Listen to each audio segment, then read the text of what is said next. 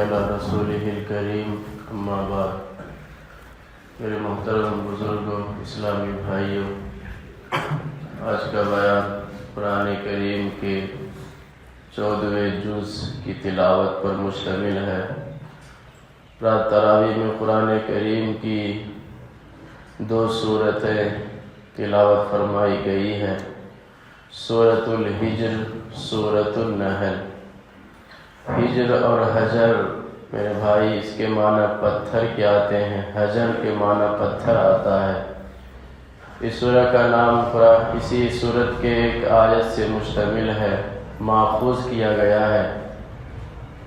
یہ اللہ کے نبی کے مکی زندگی کا یہ بھی آخری سورت ہے مکی زندگی کے دور کا، جب اللہ کے نبی دعوت دیتے دیتے تھک چکے تھے، اللہ کے نبی مایوس ہو گئے تھے، اور دونوں جہاں کے سردار کا کفار و مشرکین مذاق اڑاتے تھے، اور قرآن کریم کا بھی وہ لوگ مذاق اڑاتے، تو اللہ کے نبی دل بستگی فرمائے ہیں اس صورت کے اندر، اور اللہ کے نبی کو اللہ تعالیٰ مثال سے سمجھا رہے ہیں، اے محمد، اگر یہ آپ کی بات نہ مانتا ہے تو کوئی بات نہیں، آپ اس کو اپنے دل پر مت لو، آپ اپنے بدن کو مت گلاؤ، آپ اتنی سوچ و فکر مت کرو، یہ قرآن کی مذاق اڑاتے ہیں تو کوئی بات نہیں، یہ قرآن کا کچھ بھی نہیں کر سکتے۔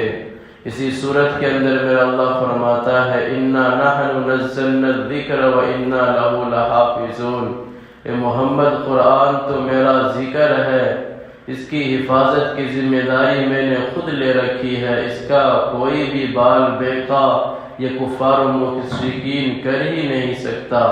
اس صورت کے اندر زیادہ تر یہی نبی کو تسلی دیا گیا ہے، اے نبی، آپ کا تو یہ لوگ مذاق اڑاتے ہیں، آپ کے باتوں کا مذاق اڑاتے، آپ کے دین کا مذاق اڑاتے، لیکن یہ صرف آپ ہی کا مذاق نہیں اڑا رہے، بلکہ آپ سے پہلے بھی میں نے نبیوں کو دنیا کے اندر بھیجا تھا، یہاں تک ان کو تو لوگ مارتے تھے، قتل کر دیا گیا تھا، آرے کے نیچے ڈال دیا گیا تھا، اور نہ جانے کیسی کیسی تکلیفیں اور بھی نبیوں کو دی گئی تھی۔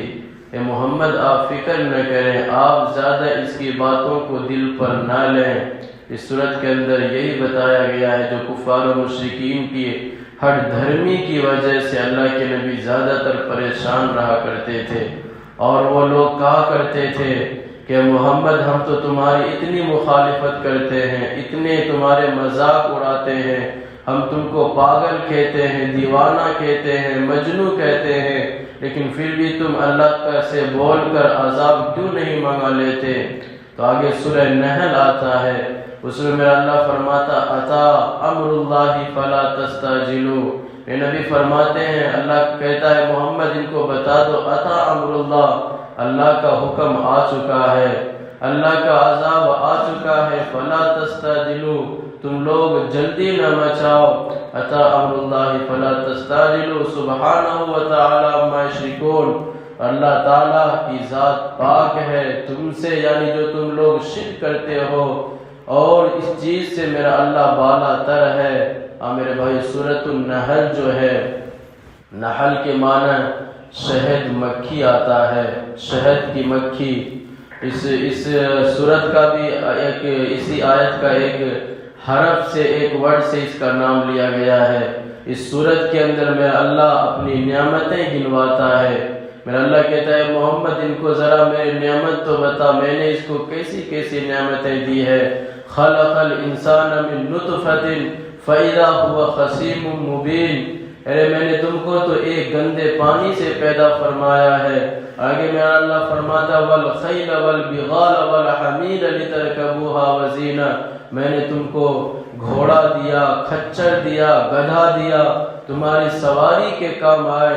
هو الذی انزل من السماء ماء، اور بھی پوری نعمتیں میرا اللہ گناتا۔ آگے میرا اللہ کہتا ہے، نسقیکم مما فی بطونہ من بین فرث ودم سائغا للشاربین، اے میرے بندو تم اس دودھ کو یاد کرو، من لبن، اس دودھ کو یاد کرو جو میں گائے بھینس کے گوبر کے بیج سے تمہارے لیے سفید دودھ نکالتا ہوں، تم اس کو پیو، اس سے فائدہ اٹھاؤ۔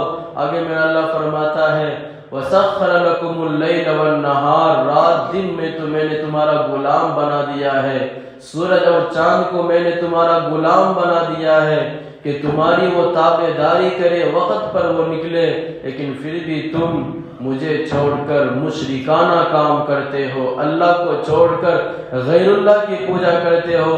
میرا اللہ میرے بھائی سورت کے اندر یہاں تک بیان فرماتا اموات غیر احیاء، اے لوگوں جو تم اس پیر فقیر کی جا کر قبروں پر ماتھا ٹیکتے ہو، اموات غیر احیاء، اس کو خود اپنی خبر نہیں ہے، ایان یبعثون، یہ تمہارے قبر والے پیر ایان یبعثون، کب اٹھیں گے، کب قیامت آئے گی، اس کو تو خود اپنی ذات کا اپنے اوپر جو اس کے اوپر گزرے گی اس کی خبر نہیں ہے، لیکن اس کے سامنے جا کر تم مشرکانہ کام کرتے ہو، ماتھا ٹیکتے ہو۔ تمہیں کل قیامت کے دن معلوم ہوگا جب یہ تمہارے پیر فقیر بھی تمہارے خلاف ہو جائیں گے، یا اللہ میں نے اس کو تو نہیں کہا تھا میرے سامنے آ کر سر جھکائے ماتھا ٹیکے، یا اللہ میں اس سے پاک ہوں، تب تمہارا کیا بنے گا۔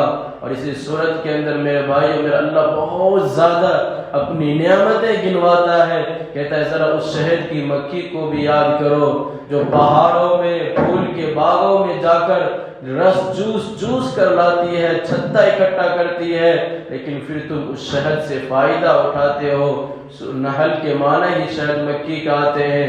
اور آگے میرا اللہ بیٹیوں کے بارے میں فرمایا گیا، فرماتا ہے وَإِذَا بُشِّرَ أَحَدُهُم بِالْأُنثَىٰ ظَلَّ وَجْهُهُ مُسْوَدًّا وَهُوَ كَظِيمٌ، بیٹیوں کے بارے میں فرماتا ہے لوگوں بیٹیوں کو عزت دو، بیٹیوں کو حق دو، جو آج تم حق دباتے ہو خدا را ایسا نہ کرو، اللہ کا پکڑ بڑا خطرناک ہے۔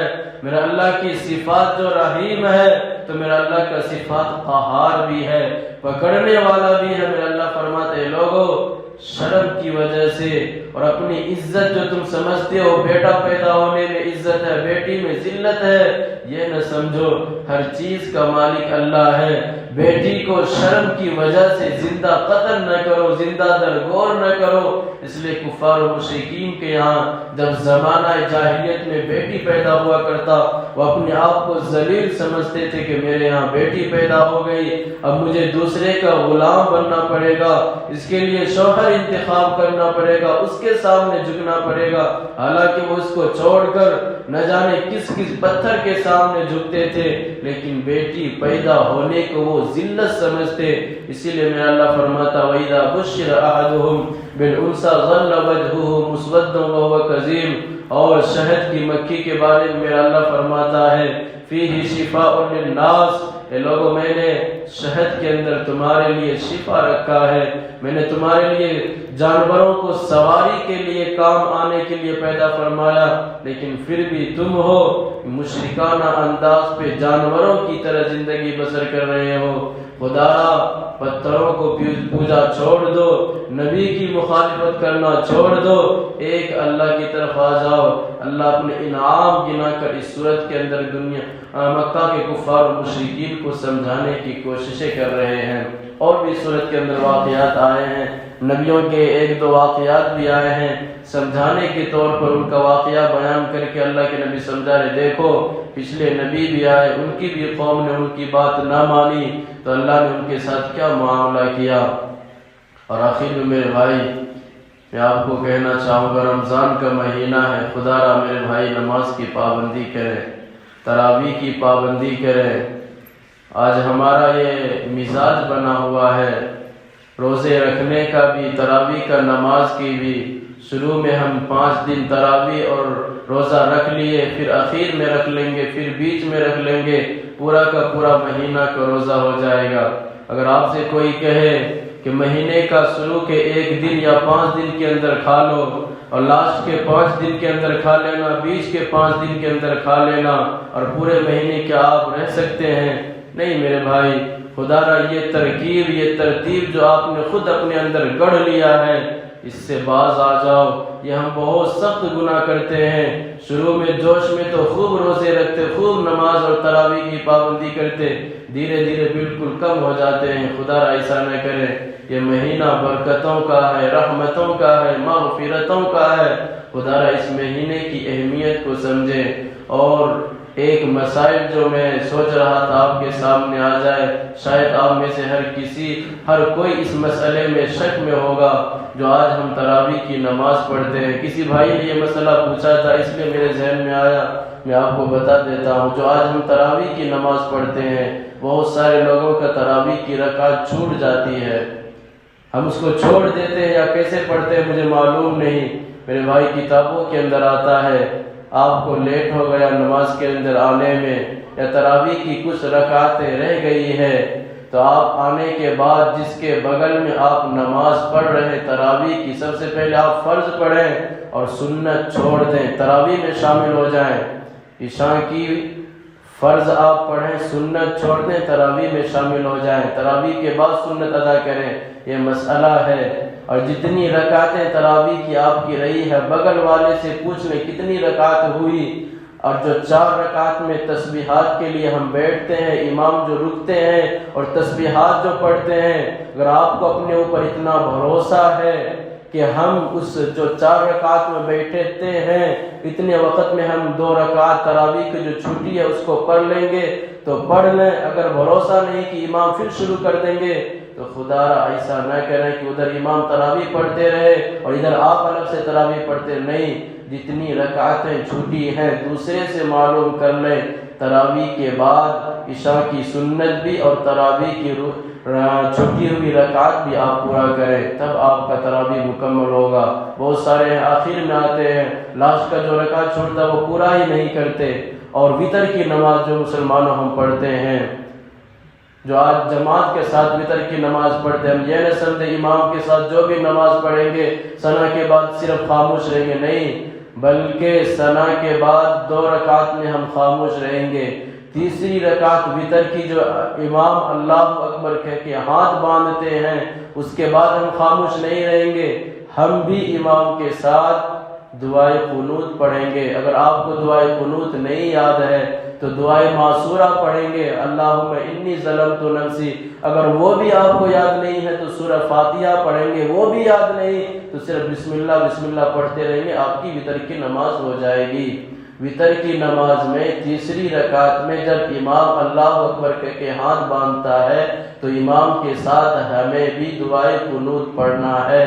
اب یہ نہ سمجھ امام کے ساتھ ہم فرض پڑھتے ہیں تو کچھ نہیں پڑھتے، اس میں بھی نہیں پڑھیں گے، نہیں۔ وتر کی نماز تھوڑا میرے بھائی الگ ہے تراویح کی نماز کے ساتھ جو ہم وتر پڑھتے ہیں۔ امید ہے کہ آپ حضرات یہ مسئلے تھوڑے سمجھ گئے ہوں گے۔ اللہ تعالی ہم سب کو کہنے سننے سے عمل کی توفیق عطا فرمائے۔ وآخر دعوانا ان الحمد للہ۔